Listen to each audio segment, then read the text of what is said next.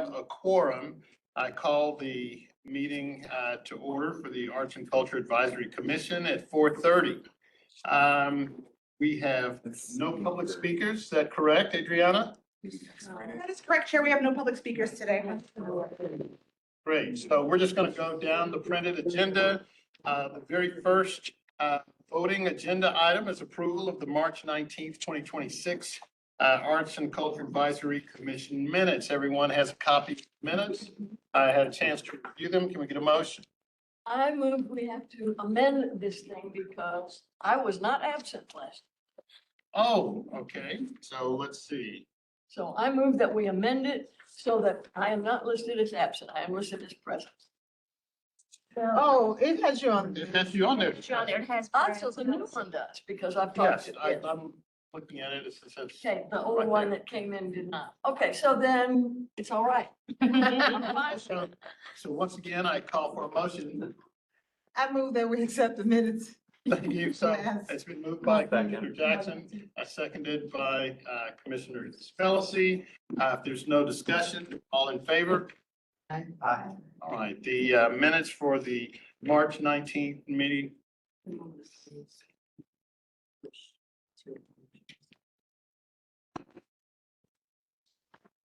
Okay, just 1 second. Yes, sir. So the minutes for the March 19th, 2026 meeting are adopted. And our director was bringing something to my attention. Yes, we wanted to put.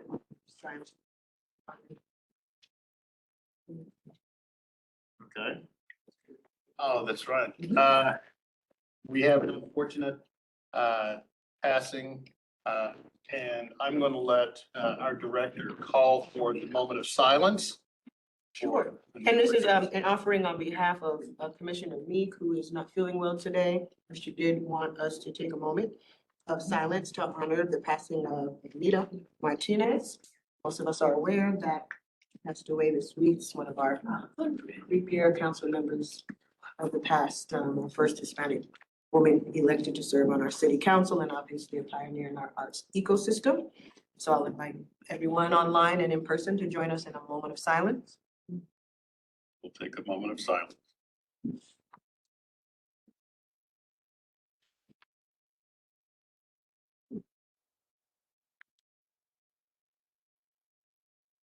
Thank you. Thank you, Director. As we move forward on our agenda, a lot of this is going to be public art, so we would ask for these recommendations if I want to say Commissioner Weinstein, if Krista Weinstein, if you would get front and center, and Lynn Rustin. Several recommendations.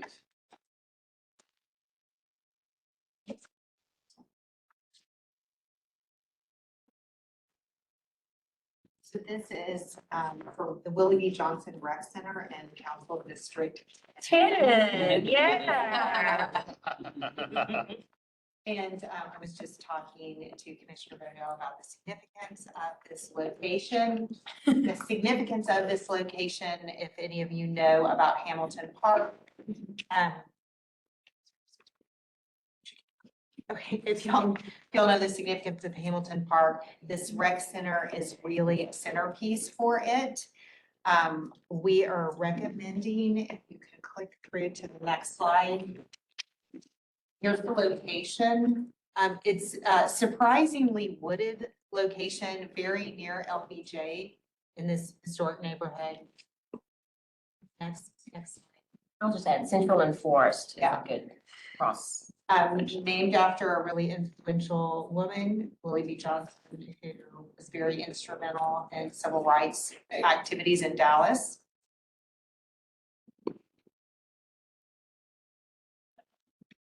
Just some views. We can just get to the art. Well, those had the stakeholders, not the stakeholders, the community mentioned. Those are the words that are on the slide. Here was the artist group that was brought forward by the selection panel. One of them is an actual architect working with fellow artist and fabricator Russell Rock. And their proposal was that they would have artwork that represented the community, kind of unfolding like paper dolls, but they were actually house shapes. All of the text and the content is just placeholders for future, Community yeah, engagement there work. you go. The other next slide, please.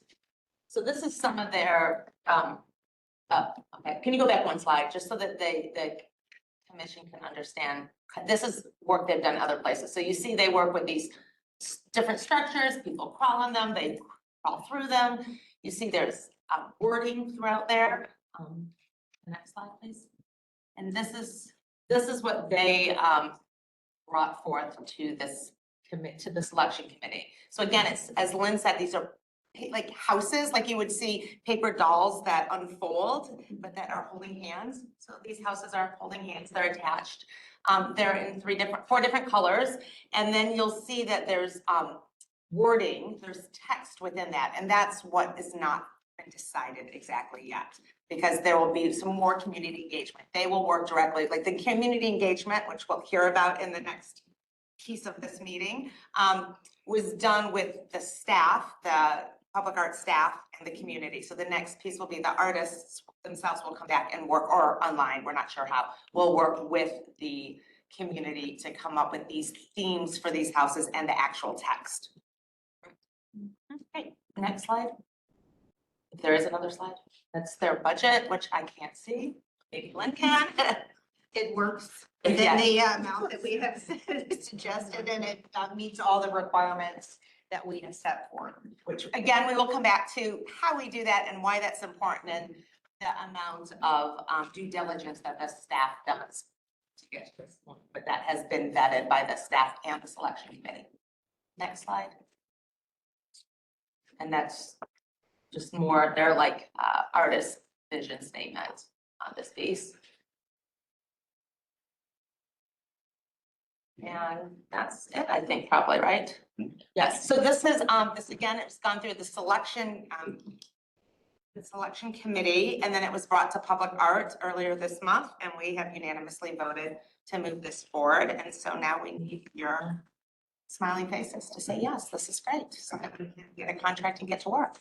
It being recommended by the Public Art Committee to approve the selection of artist Urban Rock Design for the Willie B. Johnson Recreation Center.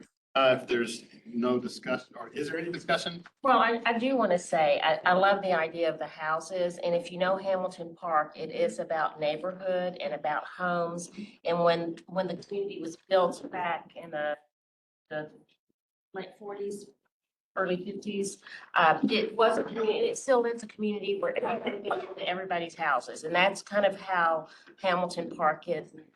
Third generations of families have come back to raise their kids in Hamilton Park. It's very important. It's an intergenerational community, and housing and having that community and where everybody just went in inside everybody's house, that really represents that community so well. It was an open door policy.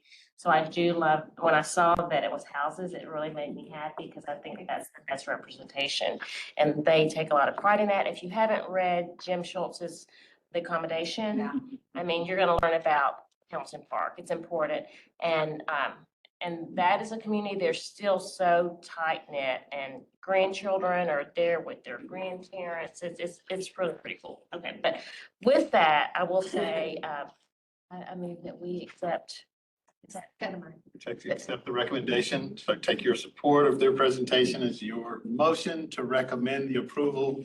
There's no other discussion. Can we get a second? Commissioner Bragalone seconds the recommendation. All in favor? Any opposition? No opposition. The recommendation for the selected artist Urban Rock Design for the Willie B. Johnson Recreation Center passes. Great job, guys. We're not. We have several other recommendations.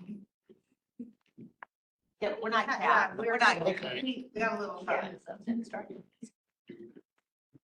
Oh, we have more public art. Who's the- Okay, so, yes, I just noticed that I was counted absent on the minutes. Also, Arts from activated. I was here, I was One online. over there. Next, I'm sorry. I thought it was arts activation. Sorry. let's revisit that at the. Yeah, that's fine. Correct. Please. Yeah, I got that highlight. To remind us. Okay, all right, the next item on the agenda is a recommendation of the 26-27 Community Artist Program. Julia, Glenn, floor is yours. Why don't you start? Okay. I remember the CAP program is our program where we will select a roster of more than 60 artists who will then be sent out to do art in our communities by request of community organizations. So those can be nonprofits, those can be community partners, and organizations and individuals that will invite them out to perform art for free to them on behalf of our community. We are going to try and keep all of the wonderful things that make this program great and change very few of them, but the ones that I'd like to highlight are that we will be able to better confirm the length of times that they're able to go to the same facility to be able to build those relationships. We've really specified that in the guidelines this year. The other thing that's changed as an artist request as part of our artist engagement sessions that Rhonda held this past May, artists have requested some more help specifically with visual arts for take-home projects that people who participate will take home with them. So we will have a reimbursable amount that visual artists who are going to be sending their materials home with their participants will be able to be reimbursed for. So those are the two major changes to the CAP guidelines for this year that I wanted to bring to your attention. Other than that, we will be doing our best to keep those things pretty well the same. There are a few terms that have been updated as well of what counts as an assistant and a protected demographic that I would gladly talk about if anyone has any questions. But other than that, we will be doing pretty much the same program that we know and love from getting really great feedback from these artists. Also, just as a note, as a regular practice, about mid-year, Rhonda comes to the allocations committee with a recommendation to reallocate funds from artists who haven't particularly used all of theirs throughout the year based off of their sort of frequency of requests and all of that. And so as a part of that as well, she's put in a condition that entities that haven't completed their contracts by March 31st, and so the first half of the year, that isn't the fault of our own administrative processes, of course, that those funding awards may be rescinded or forfeited or reduced based off of the lack of contract execution, right? So we can maximize the utilization of those funds for other artists who have an executed contract and are getting requested at a rate that their current funding does not allow them to continue. Okay, Sure. yes. If I could just add to that presentation, I would like for the whole commission to know the amount of work that goes into, and I'll talk about this a little bit when we get to Arts Activate, but the amount of work that the staff puts into making sure that the guidelines are not just repeated each year. There are a number of artist engagement meetings. We take feedback from the artist. Julia and her staff spend a tremendous amount of time looking at what worked from the city standpoint, what didn't work, and also listening to our artists and listening to other stakeholders who are using CAP artists, so that by the time it comes to the commission, by the time it comes to the committee, it has been truly well vetted. And if you haven't figured it out by now, I chair a committee of people who want to make sure that absolutely nothing got missed. So then their very hard work usually gets questioned it used to get questioned pretty stringently, but I have to say in recent years, even though it's a committee full of people who are looking for every I that hasn't been dotted or every T that hasn't been crossed, it's seldom that we find anything that the staff has missed. So I want to congratulate you on once again doing a tremendous job in bringing us updated guidelines. And I wanted the full commission to know when you were ready, I will be glad to make a motion to accept them. Ready now, so. I would like to make a motion to accept the CAP guidelines as presented by. Is there a question? Oh, Curial. Mr. Curiel has a question. Okay, I was reading through the document and I heard something I'm just trying to clarify. So cap, cap monies are, you can start requesting folks from cap in October. And if no one has requested somebody by March, their funding can be reduced. Is that correct? Yes and no. What Glenn was actually talking about is if they have not actually gotten their contract fully signed by March. we Okay, can gotcha. Now, that's an issue too, is often artists or especially organizations may need insurance to perform their art where they'd like to perform. We work with our risk management office on that, and sometimes the getting of the insurance or the signing of the contract, agreeing on the scope takes quite a while, and it is the prerogative of the artist to get that done before April, is what we're saying. Saying that, yes, in the situation that you have described where no one has requested an artist by April, yes, we may reallocate some of the funds to other artists who are completely out of money because they've been requested a whole lot. I'll be talking to the allocations committee about that next month, I believe. Do you find that you have some individual artists that get requested more in the summer? I'm just wondering if this will penalize people who primarily do most of their cap work in the summer. I haven't had that experience that, and Okay. if that were this, we would talk to the relationship with them so that we would know that. And if I could just add one thing to that, the language is not will be taken away or allocated, it's may, correct? So it gives flexibility for some discussion with the artist. And our primary goal is that if we don't spend the funds during the budget year, they're lost. So our primary goal is to make sure that we are using all of the funds for the CAP program. But it's not a gotcha. You guys correct me if I'm getting anything wrong. It's not a gotcha. It's a mechanism that we can use to make sure that all those funds get spread to artists. Commissioner Jackson had a question. Yeah, I was just gonna make a comment to say how important and I'm glad to hear that there's a stipend going to the artists for, well, I don't know, you didn't call it a stipend, but some funds for art supplies, because when you think about people that are accessing those programs, they likely don't have art supplies readily at home, and art supplies are expensive. And so that is a big deal. It gives people the opportunity to take things with them and also to continue something they may have started, learning how to do. I apologize for interrupting. I do want to say two things. One is, thank you so much, especially to Chair Baggerly, for the very kind words about my team. My team did not do this. Oh, that's right. That's right. It's Rhonda's team. I'm sorry, but I knew that. I was already on vacation celebrating with whatever retirement, but also her team, Zoe and Liz. In fact, one of them is on the phone telling me that summer requests may be made in March. So any requests for summer should be in well before the mid-year audit.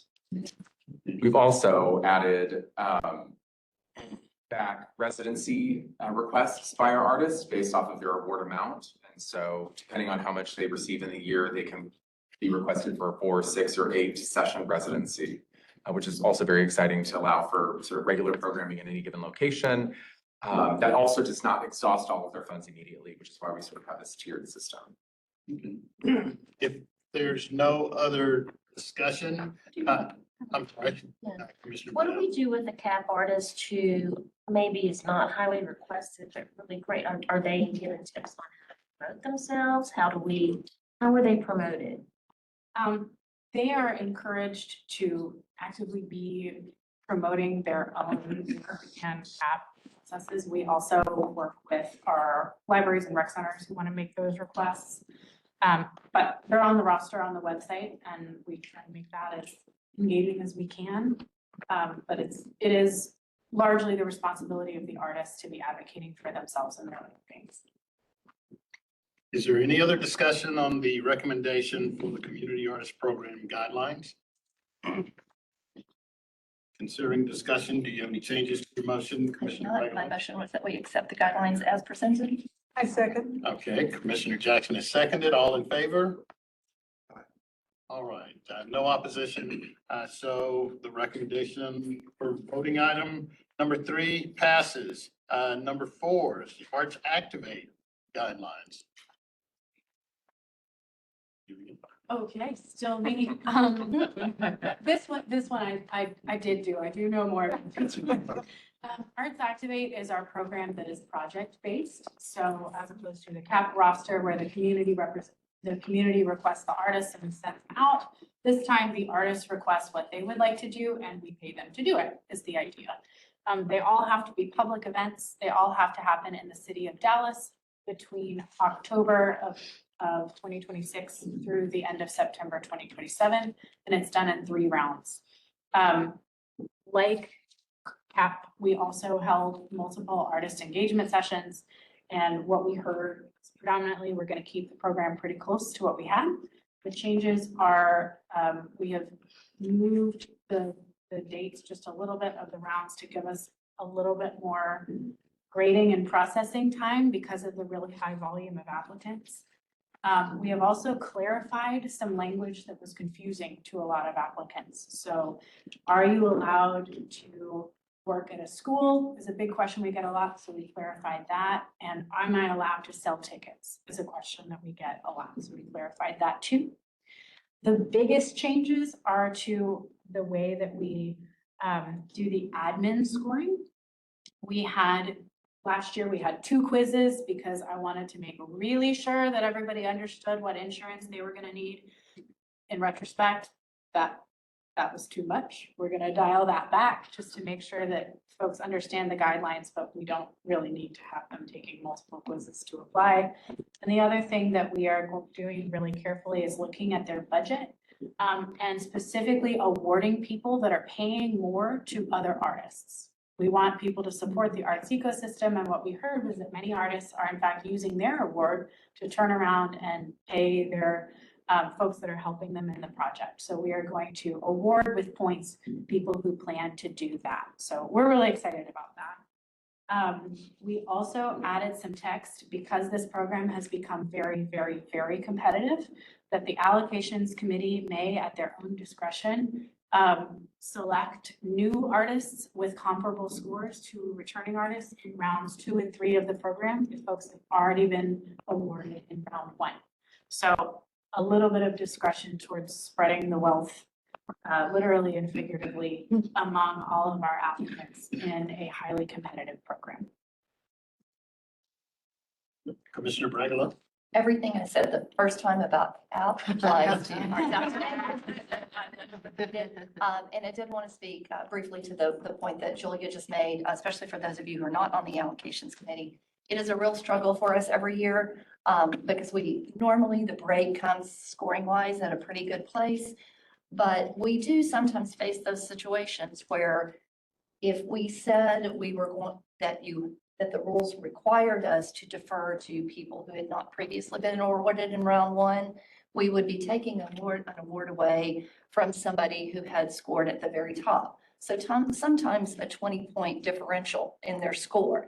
And so that's a real struggle, right? We want to award as many artists as possible on the one hand. On the other hand, taking a second award away, and you can only be funded twice in Arts Activate, but taking a second opportunity away from a project that scores 100 to award it to a project that scores significantly less also causes some consternation. And so Julia and her staff presented us with some very wonderful language that allows for discretion, because sometimes it's more than who got the highest score, and sometimes it's more than how many awards you have gotten. And again, the allocations committee is full of questioning minds. And so I feel completely confident that with the help of the commissioners who are on that committee, nothing will be rote. It will definitely be vetted. And so I am actually really excited about that change in the guidelines, because we've discussed it for a couple of years now, how to make a change. And we hadn't been ready to make one because we it took this moment of having really perfect language and some feedback from the artist to get us where we are. So I really, really support all of the provisions, but that one's one I'm particularly excited about. I think Commissioner Curiel has her hand raised. You're muted. I don't know if you can hear us, but you're I muted. think she took it down. It may have been from. No, I'd accidentally meant to unmute myself, but I took my hand down. And this is probably, I know these are for guidelines for this particular Arts Activate, and I just want to make a statement as a previous artist who was awarded these grants before I was on the commission. One of the things that I think we should think about is people who are doing a certain kind of work in their communities and who utilize these funds for that kind of work, which is more of arts as a social practice. I think I will use my example of us doing Pleasant Grove open mic. That was a lot of community work. And also I will never do that again without a therapist present, some kind of a counselor. But when a community artist generates a scene where people come back over and over again, and then they don't have the funding to pay their features every month because you've awarded them that 3 times in a row. And that artist isn't going to become a nonprofit because they already have a day job and everything else. They're not trying to become a COP organization. They're basically doing some really intense cultural work in their community. I think either we think about another way to fund those people who are doing that kind of work outside of Arts Activate or Cultural Value. We just think about that specifically because I know sometimes those will get going and then suddenly we're like, oh, we funded them 4 years in a row. We didn't need to fund that again. And then they had no intention of actually doing anything else for fundraising because that was the thing that they did in the community and what they were known for. So I just wanted to. Maybe I can clarify a little bit. So it's not year over year. You can get funded, 1 year, then the other, then you're not able to get funded the third year. We're talking about in a single fiscal year, you have a chance to be funded a maximum of 2 times. And so annual programming, even if it's a series of events, is eligible for reapplication every year. And then subject to the application scoring review and allocation process. Okay, I see Commissioner Meek. Hi, I want to piggyback on Tamitha's comment because as somebody who has a social practice that is exactly what she's talking about, I don't, necessarily need these funds, but I know that for artists who are doing that kind of work, maybe we need to be looking at a whole separate category that is a part of Arts Activate that takes into account artists who are engaged in social practice. So I think that is something that we can look into, and I think we might be meeting that also through the Community Artists Program, CAP, especially with the reimplementation of our residency requests. But isn't CAP primarily for artists of color? No. Not anymore? Correct. Okay. Those comments bear any impact on the recommendation? No, I mean, it is what it is now. We can't change anything now, but I'm just saying perhaps as we move forward, we begin to look at that as an area that we need to address because there are more and more artists working in the area of social practice than ever before. And to respond to that, Commissioner Meek and Commissioner Curiel, I have made a note of it, and I'm sure Glenn and Julia have as well. When we look at those guidelines this summer for the next program year, there are multiple ways that I can think of that we might take that recommendation into consideration. This is not the place to talk about it. So I've made a note to add that to the time when we talk about the guidelines. So thanks to you both for bringing it up. I would like to move that for this fiscal year, we accept the guidelines as recommended unanimously by the allocations committee to the commission. Okay, so it's been moved by Commissioner Bragalone and seconded by Commissioner Spellacy Is there any other discussion? No other discussion, all in favor of item number 4? It's unanimous, it appears. So, item number 4, the recommendation of the Arts Activate Program Guidelines, passes. Voting agenda item number 5 is, the recommendation of 7 additional panelists for, the Office of Arts and Culture's funding programs. Everybody's received the names of the proposed panelists. It's in our materials. Julia. Yet again, these are 7 wonderful people who have volunteered to serve on our funding panels. Some of them have volunteered to jump right in with Arts Activate Round 3. So if you have any questions on these individuals or the funding panel process, I'd be really happy to answer them. Are there any questions regarding the proposed 7 additional panelists? If there are no questions, can we get a motion? Okay, Commissioner, I want to say Commissioner Pickens has moved that we accept the 7 panelists. Seconded by Commissioner Jackson. All in favor? Commissioner Bunning joined us. So it's unanimous. So the 7 additional panelists are all approved. Moving down our agenda, as we move to the chair report, I'm going to defer to our 3 committees, but I'm going to first go to Sylvia Bodell. I believe the annual report has a fantastic I just want to say thanks to the staff, to this awesome team, Adriana, Lynn, and our committee. It really is, and it was great to be able to get a printed copy. As much as I love the convenience of digital, sometimes it's just so good to have paper in your hands, and so this is one of those times. So thank you, guys. It took a lot of time, I will just have to say, because the formatting design was created. If you know anything about design, it was done digitally, and to convert it to print, it took a little more nuancing, and Adriana did that. So thank you so much. So thank you, guys. And if you see a typo in it, just be quiet. zip it up. So, yeah. What's on the back cover? Yeah. Who took that photo? A very famous photographer that we know. Yes, yes. On the committee, and she's our eagle eye too. So if you see a typo, it's actually Linda's fault. She didn't let a typo go by. So yeah. So yeah, I'm really proud to have this kind of piece, to have our own commissioner's artwork. So I can say next year when I'm not on that committee, We don't like you can hire me to take pictures for you. I just want to say this for everyone who's online and joining us virtually. Here in the conference room, we are holding hard copies of the annual report. So Adriana, I believe we have hard copies for them as well.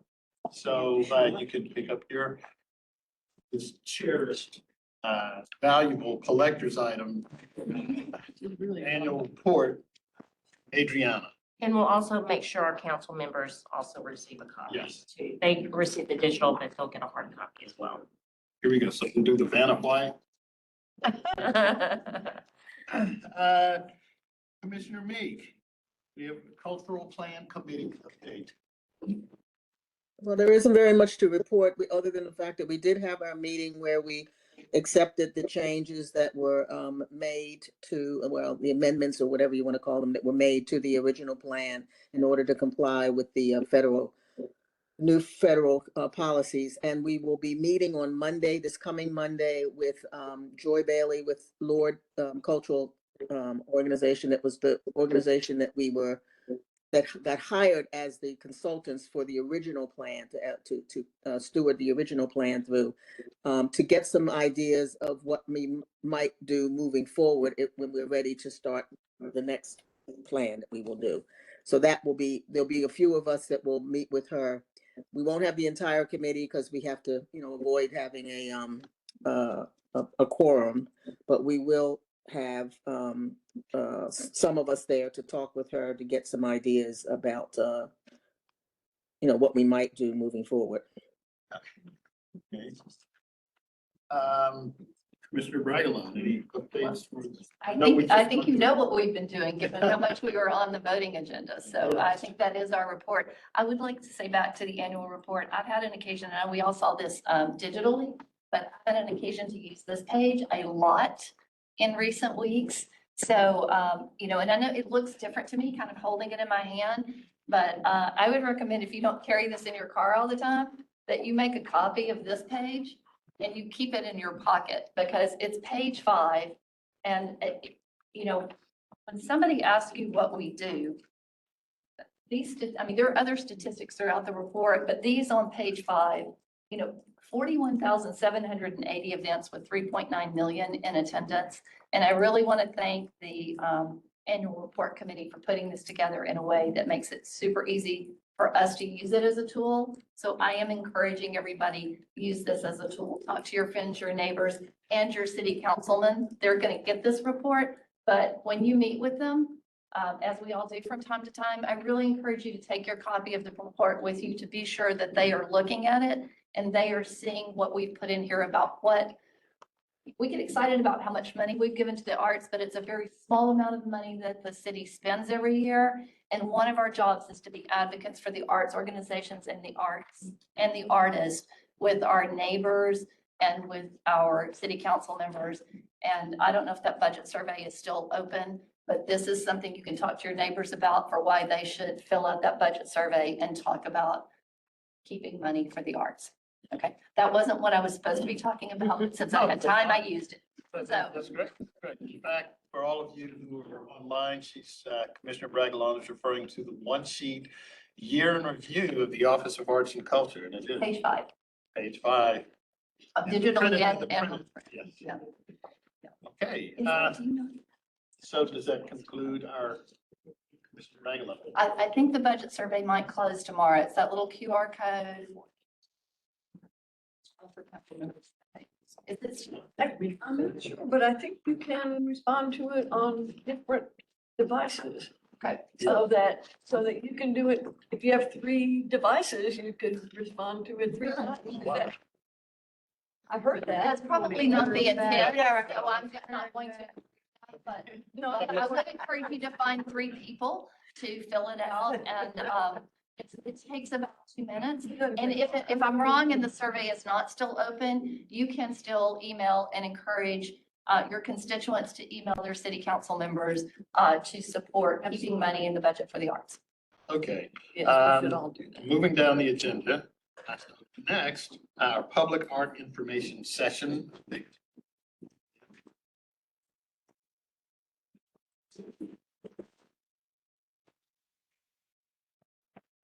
As Lynn's walking, I just wanted to reset the context for our briefing this afternoon. So many new commissioners here with us and online. Obviously, we are in receipt of many questions about public art program process. And so we felt that it would be wise to entertain a one-on-one style briefing as a refresher. Of course, for those of us who have been on the commission for quite some time, as new information for our newly appointed members and for the public who are engaged now or later via review of this briefing, for there to be one place where folks can go as a first stop at the very least to get the information they need, how the program works, how pieces land as new installations in our program and the city's collection, and of course, to hear about the fabulous leadership from our chair and our public art program manager as well. Right. Great. Well, I'm happy to be sitting here doing this. For those of you who don't know me, I'm Krista Farber-Weinstein, and I sat on this commission for quite a few years. And at the same time was on the Public Art Committee, which I'm going to talk about how one gets or is appointed to the Public Art Committee. And then I became chair of the Public Art Committee. It's a separate appointment than the commissionship, such a word. And so when I was no longer a commissioner for District 11, I stayed on on the Public Art Committee and as the chair. And I was gonna say, for most of you on the room who are not new, it might be different, Brad, but I met one-on-one, Lynn and I sat down and we met one-on-one with every single commissioner, starting about a year and a half ago, so that you understood the history of the public art program, who serves on this committee, who's stewarding what's happening in this. You understand what the staff does and why they do it and what that ordinance looks like, and then what was in your specific district. So Lynn and I are doing this today, but for anybody who's new, or even if you're not new and you want a refresher, or you just want to have coffee with Lynn and me again, because they were really fun. We just reach out and let us know, because they were really fun. And what we did is, if you were like Commissioner, or I'm making this up, Sylvia, I don't think I have anybody in the public art that was on yours, but then we also met with public art committee members who were in your district, who live in your district, who are assigned to the public art committee, so that you got to know each other, because sometimes that getting to know each other is not happening. So that was really quite fun, actually. So we're gonna start with, what are we starting with? I think we're starting with, okay, we're percent of the arts program, which we're gonna come back and explain to that. I think the next slide talks about the public art committee and who is on the public art committee. Is that right? We have definitions first. Oh, well, why don't you do some definitions? Pick up a little bit for me. Yes, I'm sorry. God, nobody's ever told me I haven't been loud enough, Martina. Not you.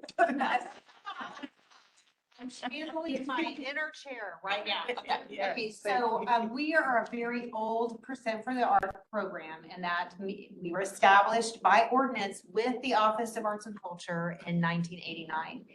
We're the first standing committee of the Arts and Culture Commission. And what the purpose of the ordinance was to integrate art into public spaces and to make sure that when things were becoming part of the built environment of the city, that art was actually put into the very fabric of those buildings. We are governed by this commission. So all of you will see 3 times any public art project in a variety of ways. And that we're going to move to the next slide. So, Public Art Committee. So the committee is comprised of 11 residents of the city of Dallas. 3 of them come from this commission, and they're your at-large commissioners. So right now it's Vicky, Clyde, and Jerome. And those are automatically, like, they want to serve on the commission and they've been appointed, they have to be on that committee, come to that committee. So it's a great liaison role back and forth, and we're so happy to have them serve. The other 8 positions are residents of the city, and they are vetted by Martine and a staff, and then voted on by y'all. And they come from throughout the city. It doesn't say that you have to have any, one for each district. They're just 8 residents. And so that gets you to your 11 people. And what we're looking for, you can see on the slide, visual artists, landscape artists, architects. I mean, I'm not going to read you the slide. It's people who understand how public art works in a space and what might be important. And we're looking for people who have different backgrounds. So we don't want 8 artists and 2 landscape artists. We want a variety of different backgrounds. But the point kind of baked into our policy is that these folks have to be very skilled in the arts, and they also have to be engaged in the community in some manner. So in addition to being a voter and living in the city, they also have to have those other qualifications. Next slide. So we just reviewed this. This is who can serve. Next. Okay, so this is the current Public Art Committee. And so just to give you an idea who some of these people are, they work at different museums, they're individual artists. One's a curator at the Nasher. You have a variety of different people. One's an expert in PR crisis management, specifically for the arts. She does this nationally and internationally. So we have a variety of people that can add to different perspectives. Next. Wanna do this? You can do this. Okay, so, there's a lot of mystery about public art funds and we are here to Demystify it. Demystify it. So, public art projects, as we've said before, are a percent for the arts program, which means that for every bond that is issued for the city, a percentage of that is designated for art projects. And, for the course of that, 50 years, 40 years worth, means that we have a collection now of art. Some of that art has been inherited from what I call the era of people donating artwork. So we have kind of 3 eras in the collection. We have, the Texas Centennial, 1936 Centennial collection from Fair Park. Then we kind of have between the wars where we have civic-minded donors who are donating artwork because this program didn't exist.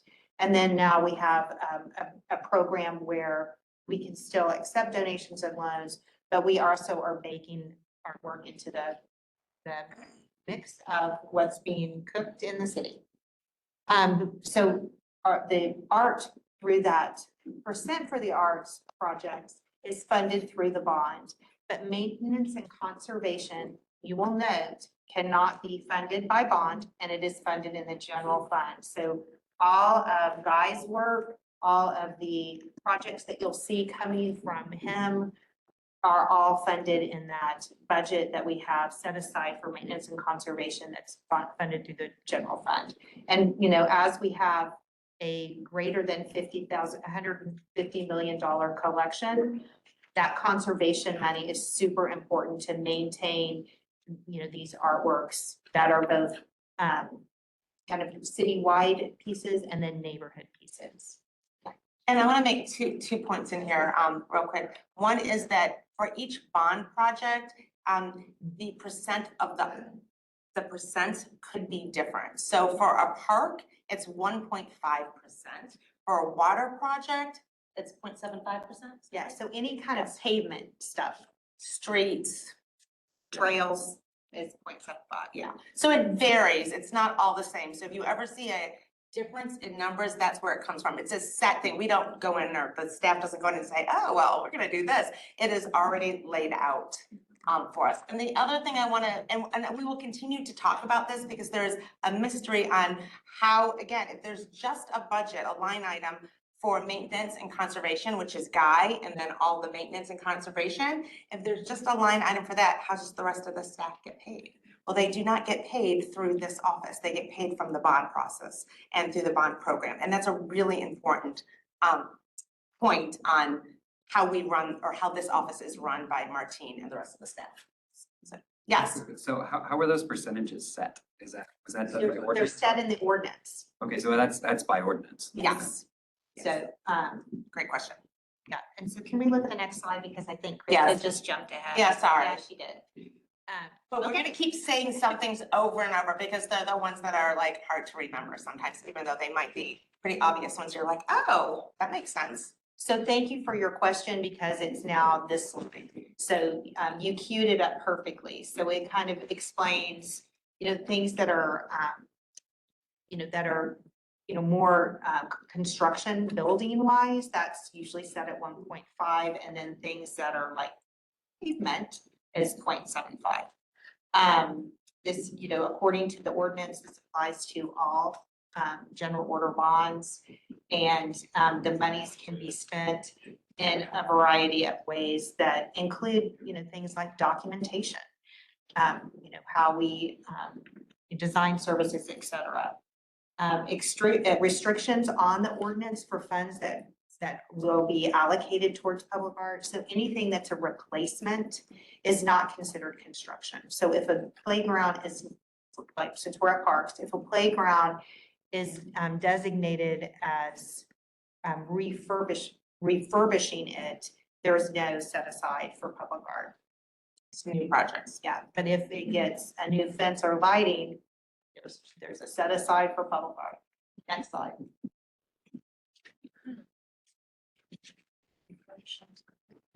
So the bond, not to go deep into bondness.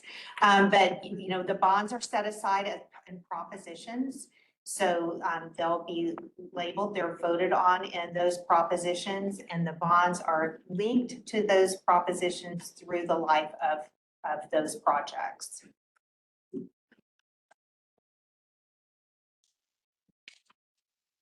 Okay, and this is just a really simple, what is a city bond? So that means when something needs to be built, that requires an investment that's greater than the budget. So, I believe I'm speaking finance. There'll be the voters will vote either pass or not pass the bond. Okay. What you can do it. Okay, so here's how it really works. So The money piece really yeah. works. So you have to imagine that each of our sister departments, like parks or water or streets, they all are our bank.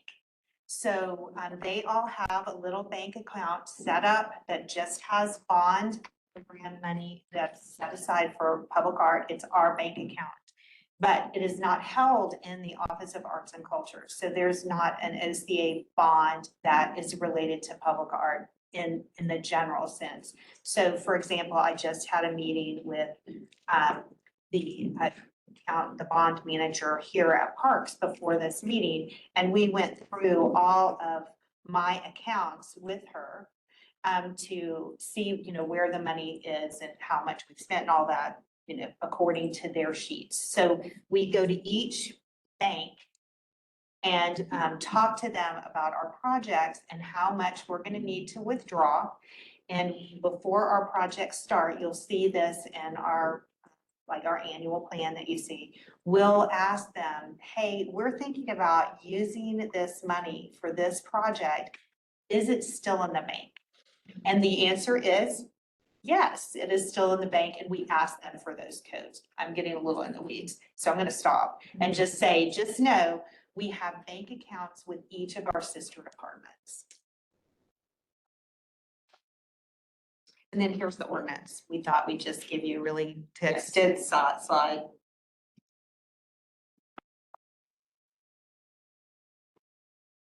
So we're going to talk a little bit about what's the purpose of public art and what's the public art process. How about focus on the process? Okay. Next slide.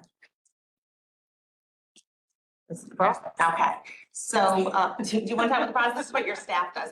So I wanted to give a shout out to Lynn and her staff. I mean, this is amazing what they've done. I want everybody to turn to page 28 and 29 in your annual report. And you will see how many dedications there were, dedications, installations and dedications.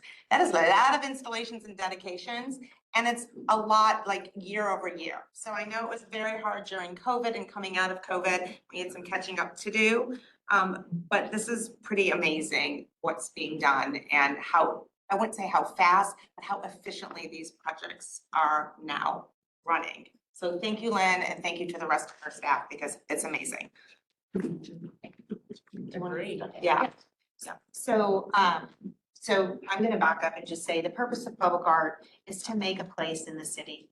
And whether that place is a gathering for the whole city citywide, or for a gathering place for the neighborhood, or for a neighborhood identity, that is really the role of public art. It is to be a place for culture to live, you know, in those locations. And I have a lot of examples of things that speak to community, but that's why we have a capital P for public in our program. So when I said you all see things about 3 times, so these are the 3 touch points. They're in the little green boxes. So you'll see things in our annual plan when we're kind of asking you to look at this whole body of work that we believe are going to be projects that we'll bring forward. We also need to research them to make sure that the budgets that have been set aside either by our sister departments or by us are going to make sense for those locations. And if we want to combine them with something else, like has something happened where, you know, we might need to shift these projects. So that kind of is where you'll see one touch. Then you'll see where our scope is being developed. And when we do our community engagement, that's how we begin to develop our scope.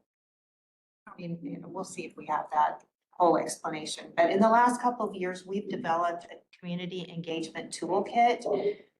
Thanks to one of our staff members who was a community engagement person at the DMA and then has taken placemaking classes. So she has developed this really wonderful kit that we have probably in the last 18 months really deployed. And when we go into community, what we're trying to get is themes and narratives that are important to that community. And what we do then is that listing tool informs the scope of what we send out to the artist. So the artist hears exactly what the community is saying about what they want to see, what's important to their community. And then they send us their qualifications and we keep listening. So then they get all of the comments when they're selected for the three design, site-specific designs. They get all of the community. They, meaning the artist. Yeah, the artists get the three selected site-specific design candidates get all of, the whole corpus of what the community has said.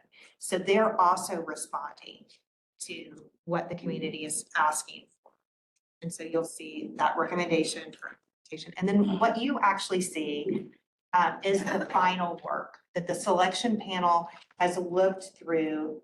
We'll get 75 artists submitting to these calls. They get winnowed down to about 15 through multiple selection rounds. And then the selection panel selects 3. And what you're seeing is that final one that has gone through probably 4 or 5 rounds until y'all get to that last piece where the artist is presented. Are there questions on this? This is long and complicated. It looks nice on a slide, but it's a lot of work on the staff. My hand is raised, but I don't know if anyone else is. Yes, I don't know who asked, who said that. Oh, yes. This is the question I emailed, and I think it might be back in the weeds, but when a bond is issued for example, say 6 firehouses, and the money is allotted within that one bond, there's different amounts of money that go to those firehouses. Who decides, or what is the process for deciding, does the money get pooled together to create one piece of public art for that bond? Or does each individual firehouse get the possibility of creating that art piece? Or is it the larger project in the bond that gets all of the percentage for the bond? And yeah, and normally, what is the answer to that question? I might have another follow-up question though. But go ahead. Thank you so much for asking this question. So specifically for buildings that are being built, I'm going to use libraries as the example. So each library that is going to be built in 2024 bond has that calculation. So we can also say fire stations or any other facility like that is subject to the calculation that you saw. So 1.5% of the overall construction budget is allocated for public art. And then, so does that answer your question? So it is specific to that building. So the money each we building. spend on something that goes in that building. Yes, so a Or at grading. that site. So what you'll be seeing soon will be Preston Royal. That's the next kind of building coming forward. And the money is very specific to like all building construction tied to that building. And the community decided that they needed a little more. So the Friends of Preston Royal Library augmented that budget. So that there would be more money put towards that project because the bond only allowed the amount that was set aside for that building. Does that clear? And so it's different than when it's streets because how is that different than when it's this street and that over there? Thank you. Again, thank you for that question. So generally with the streets, there's a, there is a requirement that it has to be a certain distance from the street. So for example, if you attended the Everglade Park dedication for Harmony in Council District 7, that was actually streets funding because it was proximate to an alley that had been rebuilt. So, so we look for street projects that have opportunities in them to be, close enough to the street and to the new construction that will be able to use that funding. Okay. Did that help, or is that too vague? I want to jump in here for a second. Commissioner Curiel, if you don't mind, let's let them finish the presentation and hold our questions till the end. Let's do that.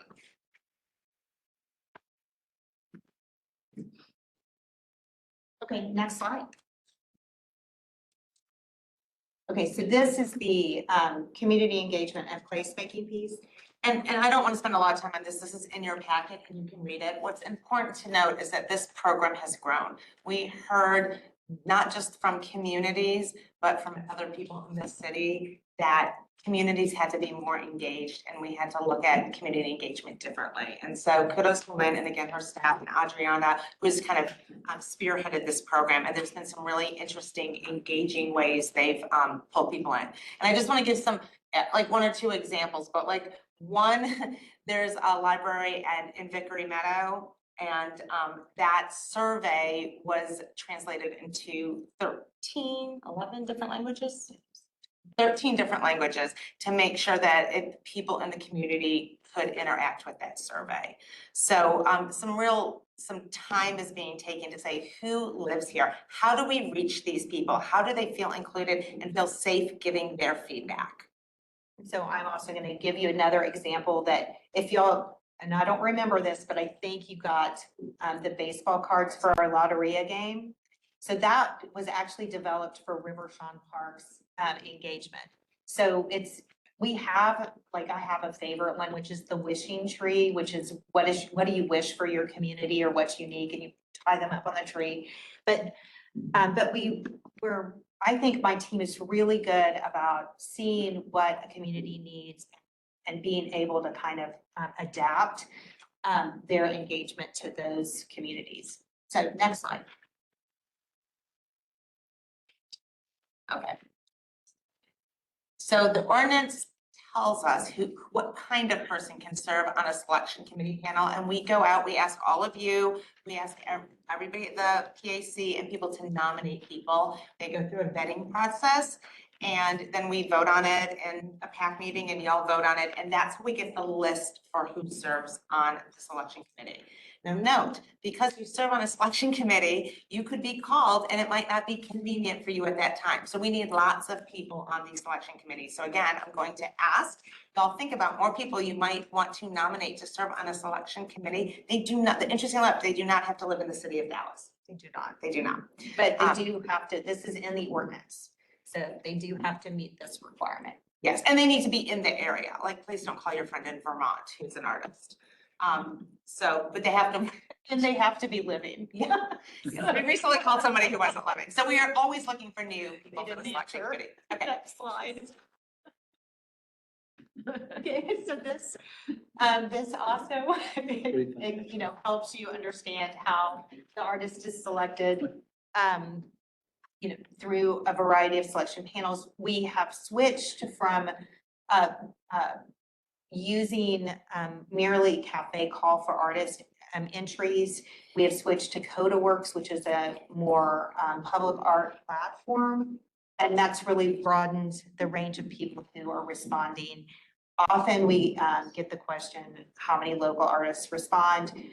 We favor local artists. If we see them in the responses, we generally keep them in as long as possible. Next. And this is just the structure of what a panel includes. Yeah. So we have voting and non-voting members. Anybody can attend a selection panel. The voting members, again, are very specific to policy. We have to have a majority of the qualified selection panelists that you all have set forward for us. We have a community member or community cohort. We have someone, usually the engineer or planning person from our host or sister department. And that's it. Next. And we encourage y'all, when you have a project in your district, I know Linda and Sylvia have served on quite a few or been part of the panel. You don't need to be on the committee, on the selection committee. You can just jump on the call because everything's online. Selection committees are online. That way we can have artists from all over the world present and super efficient online. It's fantastic. And so you do get notices when there is a project in your community, and we would love for you to just be a fly on the wall or provide your feedback. You don't have a vote necessarily, but we'd like to make sure you know about it and you let your council person know that you're involved. And so the responsibilities of the selection panel is actually to select the art. They select 3 artists to make site-specific designs. And then from those designs, they can choose to recommend an artist that moves to you all. Excellent. Okay, and so I just want to go back to, before we get to this piece, and talk about a few things. So the selection committee, again, it's all based on this ordinance and how it goes through, that it is open for anybody to be part of if they want to. Everybody on the selection committee they vote on what this final piece looks like. And so it might not be somebody's first choice, but they have already voiced their opinion. They've signed off on it, that they are fine with this piece being commissioned. So it is a consensus.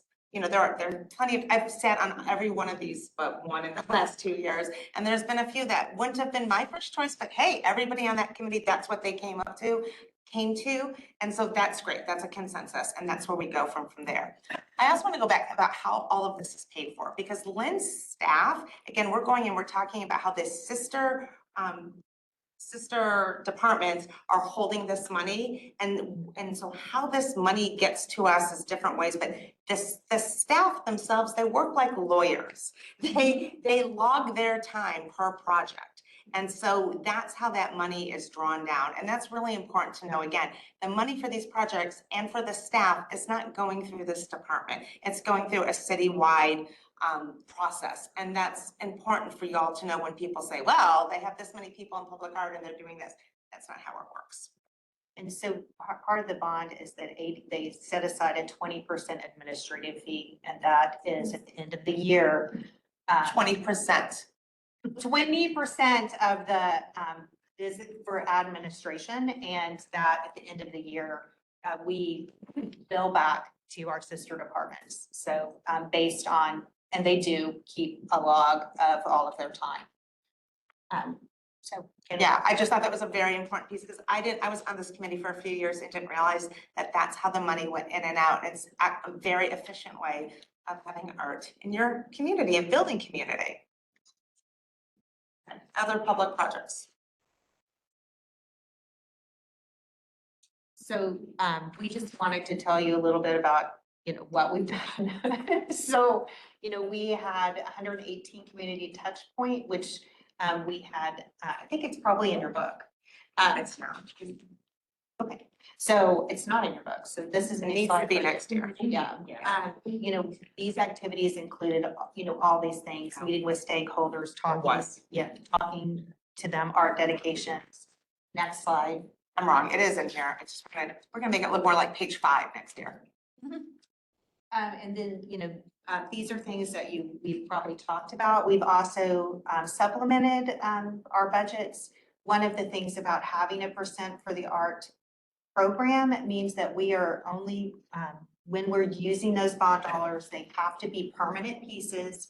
We consider permanent at least 20 years, which means like other % for the art programs, there is not a caveat for temporary art. So when we want to do temporary art projects like Lifeline, we reached out to partners to help us fund those. And we actually had such great partners for that, that we love it, and cancer survival. Yeah. So next slide. So these are the art pieces that were dedicated last year. Page 29. Next slide. And then already this year, we've had 2 dedications. Many of you were at the dedication in Crockett Dog Park. So thank you for being there. We're anticipating May, June for 2 additional pieces. One in Council District 12, a donation, and then the other is actually quite precious. It's a Herbert Bayer. It's going into Glencoe Park. Our partner there, University Crossing Pitt, has paid for the restoration and refurbishment and all of the installation. And so we are really looking forward to celebrating the trail and that location with them on this piece. And then I don't know if we told y'all this, but one of our project leads was recognized as internationally by Coda Works in the Coda Awards as one of the top public art innovators in the world. So we're super proud to have that. Lisa Bean. Next slide. Okay, this is Guy's piece. Okay, but before that, so we went through a lot of information. For those of you who met one-on-one or in small groups with Lynn and me and Guy last year, you know that we kind of set aside an hour and some were like 2.5 hours maybe. And each conversation goes a little differently because you have specific interest or need gaps filled in certain information that might not have anything to do with what we're gonna talk about next, which is your actual districts. So if you wanna have these meetings, even again, I'm just gonna say it again, if you've had them before with us, but you wanna have them again, we're happy to do lunch, coffee. If you're meeting us for the second time, we might have to move on to cocktails. But they're fun to talk. We love talking about the subject. We don't get tired of talking about the subject. And it's complicated and it's convoluted because there's an ordinance involved and then people want to know the what ifs. And sometimes we don't know the what ifs and we have to talk to an attorney, but a city attorney, but we are here to talk about public art all day long. So are there any questions on the process or the selection committee? Let's finish the whole presentation. Well, this is totally different. Okay. Okay.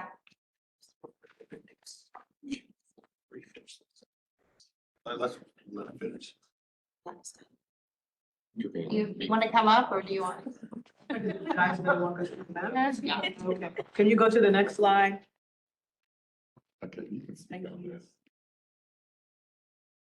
Okay, so the best thing to do is really to use the online GIS map. It's user-friendly, and if it's not user-friendly, there's a tutorial that constantly pops up on there. You'll see on the link there, it's dallasculture.org, and then you can get to the public art map. Because it really does, it sites in, you can zoom in. There's layers on it, you can click on different layers, what parks layers, socioeconomic layers. There's a bunch of stuff that GIS did. And then we broke up the packets. So sorry for the delay on those. Sometimes our sister departments take a little longer to get things when we request them, but we did get them broken out for you guys. And then I quickly scrambled and got it to a graphic designer that worked on it yesterday. So you can go to the next slide. Thank you. Okay, so at your seat, you have what's in your district. I did not. It's not gonna look like your neighbors. And if you're in certain districts, it's not gonna be very thick. We'll get there. Yeah, we tried to put coming soon in the back. So you should have what's extant in your district and then what should be kind of in the very near future for that. I mean, we can do questions after. I do want to have a call to action though. Like the call of action is we need y'all to be the advocates. We need you to know what's going on in your district. We talk about it here. You will get an email from the staff saying this project's being initiated. We're looking for community members. We always reach out to the council. I'm saying they always reach out to the council office too, but we need you to call your council person since you're the ones who knows them, or just send them an email saying, hey, just want to let you know, we know you know about this, but this is happening and I know about this. And we do want your feedback. So that is a call to action, and to get your neighbors involved, have people take surveys or go to the whatever, the rec center or wherever, and participate in the community engagement. But actually, they're really fun. So our call to action is to be involved in this and to know what's going on in your district, please. I know Commissioner Curiel and Commissioner Valentine had questions. Okay. Commissioner Curiel? You are muted.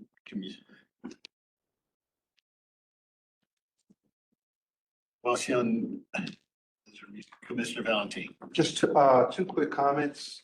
Just in reflecting last year's report, I do think another visual that gives us a map that shows us where maybe those new commissions are moving forward, where those new pieces and districts would be a great illustrative example of the great narrative of the Public Art Committee putting a capital P in public engagement. So Some of them are on here already. Like I know the two in progress in my district are on this. map. I'm talking about next year's annual report. Oh, I see. Adding a map as well. Okay. That's I was very just cool. noticing a bunch of the in progress ones are on this interactive map too, which is cool. Yep, just I interactive map. want to go back to Commissioner Curiel. Commissioner Curiel, you have a question? You think no? Okay. I think she's saying. Commissioner Trezilla? Thank you. Just real quick, thank you ladies for everything. It's a great presentation. Can we please on the District 12 get George's updated? On the map. On the voice status for District 12. It's her. I can't understand what she's Sound a saying. little bit underwater. You can't understand She what Joe's wants to saying. get George's, the Tobolowski piece updated somewhere. I'm just not Oh, sure it was where. there. It's in there. It will be in your coming soon in District 12, along with Campbell Green and Keller Springs roundabout. So it should slide in the back, but of your map. Thank you. Thank you very much.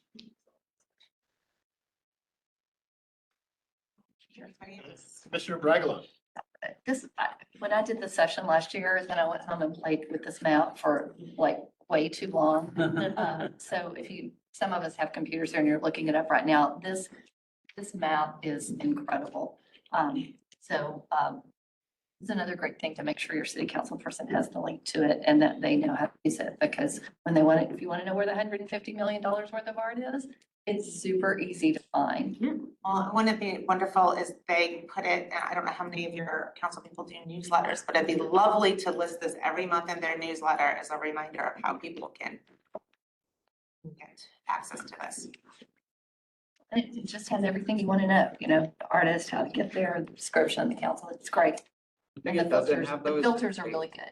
It doesn't have the date of when the art was placed or made. So it would should, be nice. just a quick code, it should have them in it. If it does not, then you can always check the accession number. Except for the Fair Park portfolio, because they all say 1936, which is, I guess that's actually when they came into the collection. But anytime the accession number, it will tell you exactly when it comes into the collection. So, but they should have dates on them, so we will correct that, but that's just an insider tidbit.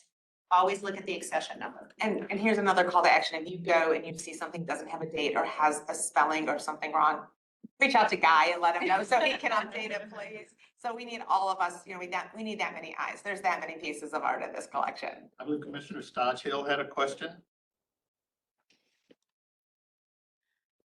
I was having fun playing with the map and now I've got art envy because I only have two pieces in my district. I know we're getting a new one soon, but I want more, please.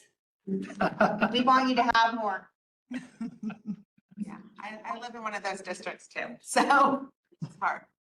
And we do, if there's any ordinance questions, we want to make sure that we answer to the best of our ability with as much clarity as we have, any questions that you have about how the ordinance works and how the set-asides are created.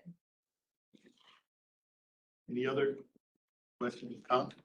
You guys did a fantastic job on this Thank presentation. you all for your questions and paying attention, and please reach out.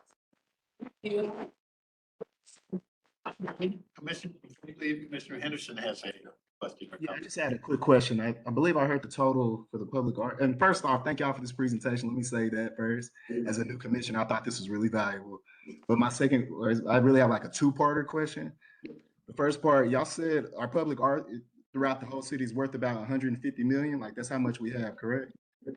Yes, that's about right. Do y'all have any idea about how that compares to other major cities? I don't know if I heard that. I just was wondering. We don't, but we're better than most. Got a follow-up, Commissioner Henderson? No, that was it. Just wondering, especially from an advocacy perspective, I feel like if we're armed with like how we compare, I think that could help our case in different spaces. So let me not be glib about that. We have several pieces that are quite valuable. So for example, the Henry Moore is probably our most valuable piece. That along with the Barbara Hepworth and probably Latoya and the Ellsworth Kelly. Like there's a certain handful of pieces that are quite valuable. But the thing that we're very unique, just flat out unique in is that 1936 Texas Centennial Collection has one of a kind pieces. So for example, the Bordell's cameos that are on the side of the Centennial Building, there's no other place in the world that those exist. And he, one moment of fair parking, he was the son of the atelier master of Rodin. And he carved back into layers of cement to create those. And they're quite unusual and they're prized. We also have Olin Travis and Tom Lee and a bunch of women who work at the Texas Centennial. And all of those things, all the cultural objects that are there are actually priceless. We have a hard time being able to appraise them because they're so unusual. So that baked into this, kind of collection of,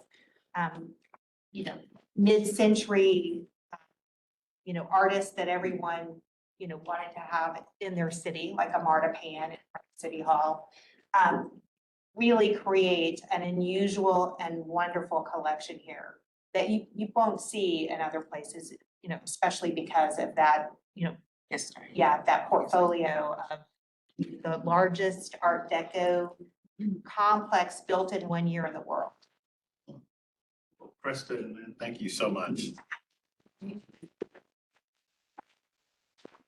Next on our agenda is our director's update. Okay, good evening. Thank you all for your time and service as commissioners. I have a few updates to share with you. One, as a reminder, still Dallas Arts Month. The events calendar is available on our website at the Arts Month website, dallasartsmonth.com. So please be sure to visit that. There's also the landing page for sensory-friendly activities on that website, if that's of interest or necessary for you to share forward with families who might appreciate that. I'll pause there for any questions or comments about Dallas Arts Month events. I can't see the gallery, so I don't know if there's any hands up about Dallas Arts Month out there. Okay, none? I would say I was much appreciative of attending the opening of the Dallas Arts Fair this afternoon with Director Felipe. It was very enjoyable. Saw some really amazing artists there, very impressive works. A chance to visit. Jackson. All right, moving on. We have a very special update related to the upcoming Moving Minds and Money event. It's a series of 3 sessions. It's a 3-part convening series that brings together a carefully curated group of leaders to explore actionable pathways for advancing economic opportunity and community well-being through the arts. The first session will be held at the Dallas Federal Reserve on Wednesday. Second session will be held at Nasher Sculpture Center in June, on June 11th. And then the third session will be held in September at a location to be determined. The convening series is being led by Dale Ratcliffe in collaboration with Commissioner Clyde Valentine and some other support team members, inclusive of me, myself, supporting this lift. And we're really excited because we're intentionally designing what we see as a progressive set of conversations that will help us kind of build some insights and relationships, planting seeds for relationships that can provide resources to folks in our cultural arts ecosystem to kind of alleviate the pressure from the city, from our regular players that exist in support of our ecosystem, and to invite some new friends who can seek to invest with the type of return on investment that we're aware of, to kind of educate them about that so that they can become some new partners who will support our ecosystem. And so we're looking forward to that. Over the 3 series, some commissioners will be invited, depending on the nature of each session. And so if we don't see you Wednesday, I'm sure we'll see you later this calendar year at one of the other 2. But I'll be really thrilled to bring a report back about this first convening at our next Arts and Culture Advisory Commission. A lot of this is rooted in the work we were exposed to when and Commissioner Valentine and I traveled to New York Federal Reserve in the fall, in November, for a similar series and convening. And so we saw fit to do the same and plant some similar seeds here in the city of Dallas. So hold there for any questions or comments. Mr. I have a Spelling. couple of things have been flying around this week that I've got some questions about. One is the Majestic Theater thing y'all just presented on. And then the other is the morning news article relating to the auditor thing. Can we get briefings on those next month? Because I would love to get more info on how to answer questions that people. So are- Majestic will be briefed at Quality of Life on May 18th. What's this commission date in May? Just so I can see if it's before or after. Thursday after that?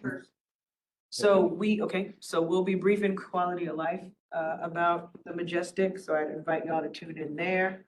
And then we may be able to entertain that as a briefing next month. And then there was one more matter that's. The auditor report. And then let me answer that, if you don't mind. Sorry. Yeah, so we'll take that comment under advisement when we put together the agenda for next month. Yeah. All right. Any questions about the Moving Money event before I move on? Oh. Yes, are we invited? And if so, can we get the details?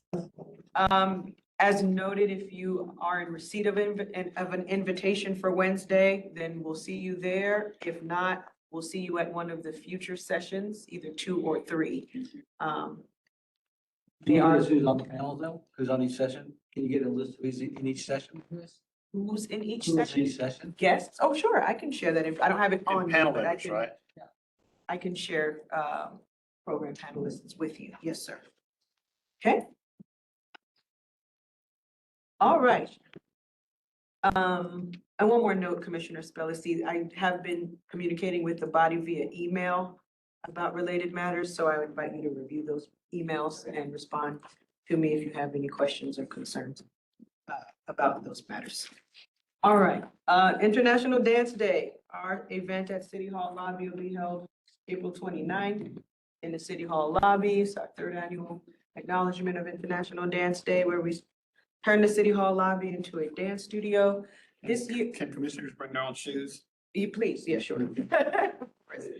This year we have a bit of a tie-in to the upcoming World Cup games in that we are amplifying dancers and performers who tie into the countries that will be playing games here this summer in the FIFA World Cup. And so, my reminder to call my child with y'all. And so we really want to see you there. Do bring your dancing shoes. We'll have some interactive components of the program before, during, and at the close of this year's program. And again, that's Wednesday. Yeah, I'll sit in the front row. Wednesday, April 29th at noon, 12 p.m. in the City Hall lobby. I'm sure we'll be providing a light lunch afterwards, as we do, because we know a lot of people elect to spend their lunch hour with us. So just want to note that for the record, 12 p.m., Wednesday, April 29th. I believe it's not a council day, 'cause it should be fifth Wednesday. Please bring your respective council members with you. I think I've been slow to say that this fiscal year, but we really want you to keep your relationship with your respective council members, pretty tight. We need that now, obviously through the budget development season as well, and on some other matters. But it's really imperative from our perspective that you all maintain a line of communication and, extend, while they do receive invitations from our office, naturally, I think it would be meaningful if they received individual invitations from you. So Ashley Ashley and Adriana will be getting you the flyer, et cetera. And, they'll have the same, but again, it won't be helpful for us if you would bring a council member as your plus one. Bring the mayor as your plus one chair. Okay, all righty, I'll hold there. For any questions or comments about the International Dance Day as noted on the agenda? Okay, and then in terms of staff updates, we mentioned in a whisper there that we do have a pending retirement on our staff. And while Rhonda is out on an extended leave, she'll return, and we do intend to acknowledge her on the record in our July meeting, allocations meeting. That's the only committee meeting we have in the summer that aligns with her brief return to the office during that month. And so we'll be sure to email any other members of the commission who might want to make themselves available online or in person at LCC for that day. Properly send our amazing community arts manager off to the next chapter. Director, since Rhonda's not here, will you be doing the sustainable summer residencies? What? Sorry. Oh, okay. Okay. Texting one of your fellow commissioners. What was the question? What was the comment? Sustainable arts and summer residency. It's a memo. It's a memo that's included, but let's go. I have to give a quick overview. So I'll just let you know what's in this memo as just sort of an overview. As part of community arts work, they run 2 residencies through the summer. One is for nonprofits to do sort of a regular residency. Each nonprofit there's 5 nonprofits. Each are assigned 2 8-week residencies, each at a different location. And then we have our, in districts that don't have a cultural center, right, for our ways to spread the art love everywhere. Then we have our Sustainable Arts Residency Program that came about due to CCAP, which is our Comprehensive Environmental and Climate Action Plan. So that's our Sustainable Arts Residencies that are for individual artists. And so they do there's 10 of them, 8 of them. And so we have 8 of them doing their residencies sort of all over. And if you read, I think it's in the background, they are meant to be throughout Dallas at spaces that exist as community gardens, Dallas Park and Recreation Centers, or local farms, right? Really digging into that sustainable art theme. We have the dollars allocated to each of those. Attachment A is for the summer residency funded organizations, which districts they're in, which I believe was the request by one of our allocations committee members. So thank you for that. And then attachment B is our sustainable arts residencies and their descriptions as well. Any questions on the memo? Thank you, Glenn. Great, thank you. All right. We've gone through the agenda. I want to invite all of the commissioners, if you have any announcements, everyone knows how to disseminate those announcements through the office. Our meeting ran a little long today, so all business having been conducted, you can look and see the schedule of the upcoming committee meetings, but all business having been conducted, I hereby call this meeting adjourned at 6:05. Yep. Yay. We need to go talk about. Oh, notice how they're.